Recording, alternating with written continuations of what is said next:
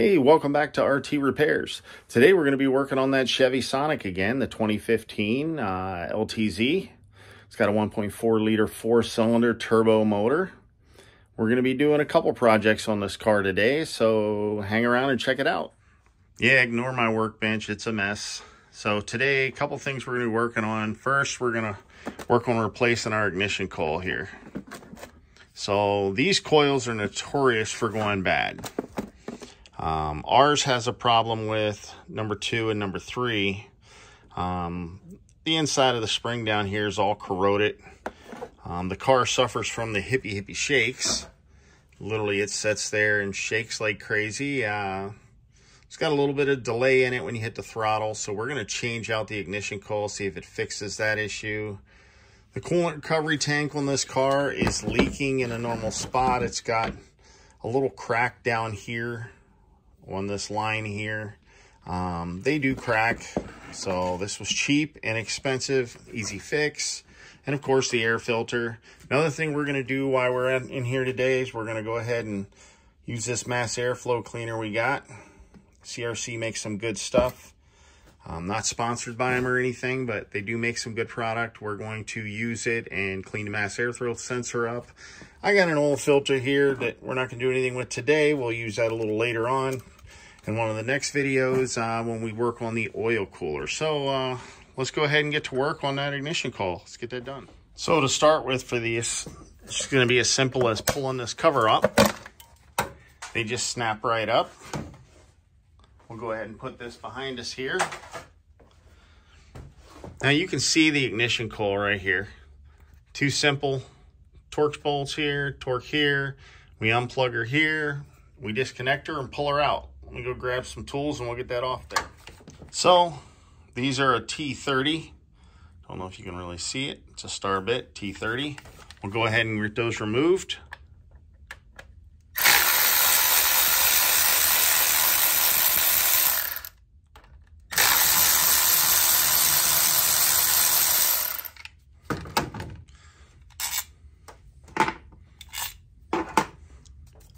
Okay, you got a little lock right here. We'll go ahead and push on that. Get this to slide out. I'm gonna go ahead and stop the camera and put her down so I can get this thing pulled out. Okay, now we got that out. Go ahead and pull this up.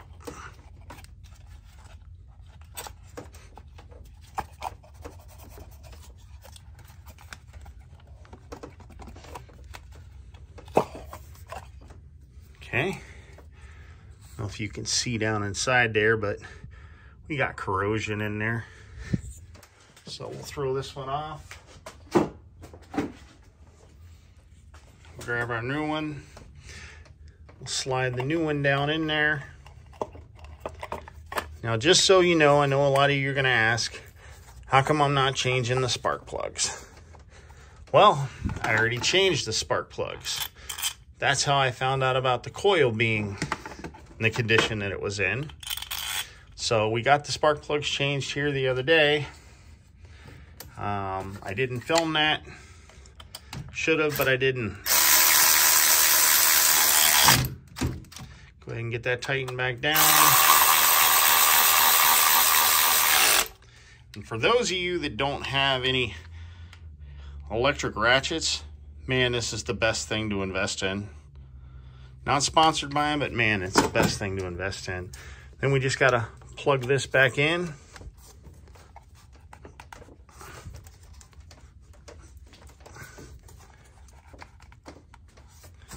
Push our lock in, and she's done. We'll go start her up and see what she does. Then we can get on working on to the next project on her. Okay, for our next project, we're going to remove this right here. It's mass airflow sensor. That uses a T20. It's a T20. We're going to pull this out. This will go right into here. Got 2 screws. We're going to undo those, and then we'll pull this out and show you what we're going to do to clean her. So this only goes in one way. Once the screw's removed, pull straight out, unplug the harness. So if you look real close, right here, you'll see this reed. just a metal reed right there. That reed is what we're cleaning. We're not cleaning anything else except that little reed right there. And we're going to spray that with this parts cleaner, and that's going to get it all cleaned up. So I sprayed that off camera. This is the only cleaner that you really want to use. Mass airflow sensor cleaner. Don't use anything else on the mass airflow sensor. You'll hear guys all over YouTube telling you, oh, you can use brake parts cleaner, you can use choke cleaner. Do not use that stuff. I will tell you right now, it's not safe for the mass airflow. That's why they make mass airflow cleaner, is for that reason. Now, some of the issues that you'll have with a mass airflow cleaner that's dirty, you see the air comes through here, it comes through this sensor, and comes into your intake.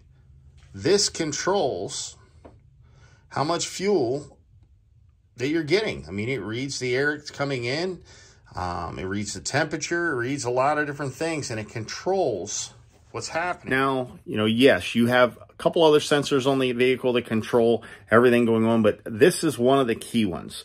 And you'll see it a lot on the smaller engines. When a mass airflow sensor gets dirty, you're going to see bad fuel mileage, bad performance. A lot of things are going to happen that, you know, you're going to think something major wrong with your car, and it's not. It's as simple as that little sensor needs to be cleaned. And it takes very little bit amount of time to do it. That whole bottle of cleaner, I think, was $10. O'Reilly's carries it, Napa carries it, AutoZone, all the big retailers. Used to be able to get it at Walmart. I don't think you can anymore. I ordered that big bottle on Amazon. $10 for that big can. And you use very little of it. And, you know, pretty much every one of your newer vehicles has a mass airflow sensor, and you can use that on it. You can also use that on the temperature sensor, and you can use it on some of the other sensors that are there. It's safe for pretty much most of those sensors. But you still want to use a throttle body cleaner on the throttle body. It will get the carbon buildup and stuff off, but that's a totally different story there. So, well, let me go grab the keys to this thing so we can start this thing up and see how it goes. So, this is the inside of that Chevy Sonic here. She's in fairly good shape. As you can see, I got some more parts here. Got a serpentine belt. That box right there has our parts to rebuild our oil cooler. Car needs to be cleaned up a little bit. I mean, I think we paid $1,000 for this thing at auction. Let's see how many. Got 149,000 miles. Oh yeah, got the annoying beep. Let's turn her on, see what she does. Oh, look at that. We got no hippie shake anymore. So, car seems to be running good.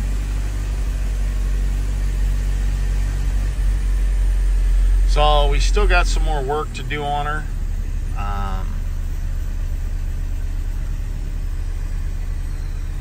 But you guys will be along for the ride.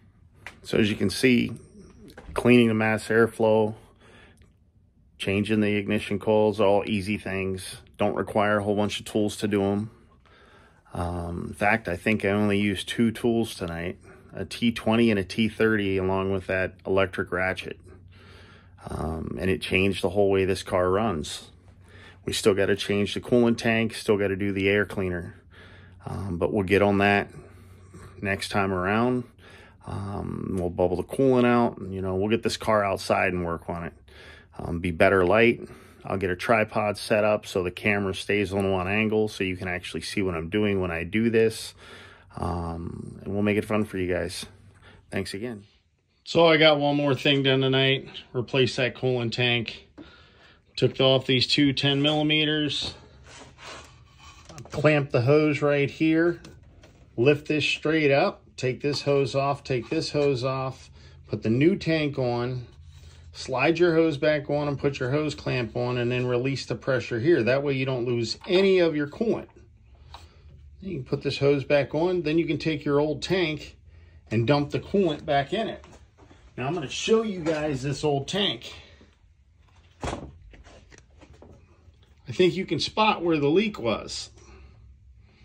So, and you can see this thing's been there for a while. It's an old tank. Now we got the fresh new one there. And like I said, that part was only, I believe, $20. It's a worthwhile fix. Yeah, it looks like I just spilled some coolant right there. We'll get a little rag and wipe that up. Get that all cleaned up. So far on this engine, guys, we've replaced the ignition coil. We've replaced the purge valve. We've cleaned the mass airflow. Also, while I had the camera off, I went ahead and changed the air filter. I don't think you guys needed to see that. It's just these two Torx right here. T15s, they come out, this comes off, air cleaner goes in. We still have to remove our oil cooler, which that's going to be a job. We'll do that probably here in a couple days. And I will film that for you guys. We'll get the air cooler off, and then we'll get the air cooler rebuilt. So with the oil cooler, excuse me, I keep saying air cooler. So with the oil cooler, what happens with them is this one has the cartridge style oil filters. So cartridge style oil filters, for those that don't know, they don't screw in place from underneath. They're a cartridge. It looks just like a regular, it looks like an air filter that's in a circular. It's a cylinder. Drops right in from up top. You screw the cover on. Through the vacuum process, the oil will flow through. They're easier to change, less mess, but you have to make sure you replace the O-rings on them. Well, this car has an oil cooler, and that oil cooler is known to leak. It's got a lot of O-rings. It's got some internal gaskets, and they leak. So every one of these leak in these cars. So these cars can be found in the Chevy Cruzes, the Sonics like this, the little Chevy Bolt, I believe it is, has it. Any of them with the 1.4 and even the 1.8 liter have that oil cooler in them, and that oil cooler leaks. The repair kit for that oil cooler, I believe, was somewhere in the neighborhood of $30. Got it off rockauto.com. Again, not sponsored by them. Would love to be, but not sponsored by them. And that kit is very easy to do. And when we pull this oil cooler off, I'll put it on the workbench. I'll have my tripod hooked up. Got to find it, guys. It's been a couple years. I put it somewhere. I may have to buy a new one. But we'll get a tripod set up so that I can get more of this on video for you guys. All right, guys. Well, I guess we'll see you next time here. I'll continue to have some new content coming for you guys. Next project on this car is going to be the oil cooler. After we get the oil cooler done, we'll check for any other leaks. We'll take this thing for a test drive, see how she does. So we can get that Jeep in here. I want to get that Jeep Liberty in here, and I want to get that rear axle, the rear end done. It's got a pinion bearing that's humming. So if you ever had that happen, I mean, yeah. It's annoying, number one. Number two, it's got to be fixed before the rear end goes totally bad. Then you're out thousands of dollars versus about $60 to $100 for a repair kit. But we will get that in here, get that done. That'll be a fun project. We also have to do a rear window regulator on that Jeep, and a huge project, which is, believe it or not, it's actually more work than doing the rear end. We got to do the heater core. That's about an 8-hour project on that Jeep. You've got to totally pull the whole dashboard almost out on that Jeep. I don't know if I'm going to end up doing that, or if we're going to end up just selling it like it is without the heater core, and someone else can pay for that down the road, seeing as Jeep Liberties aren't exactly worth a ton of money right now. But till next time, guys, we'll see you again, RT Repairs. You get a notification every time we post a new video. And above all, subscribe to our channel so you see everything new that we've got coming out here in the future. All kinds of cool stuff for you guys. And on top of that, give us the old thumbs up. Whether you like it or not, give us a thumbs up. That helps us out, believe it or not, more than anything you can do. You know, and like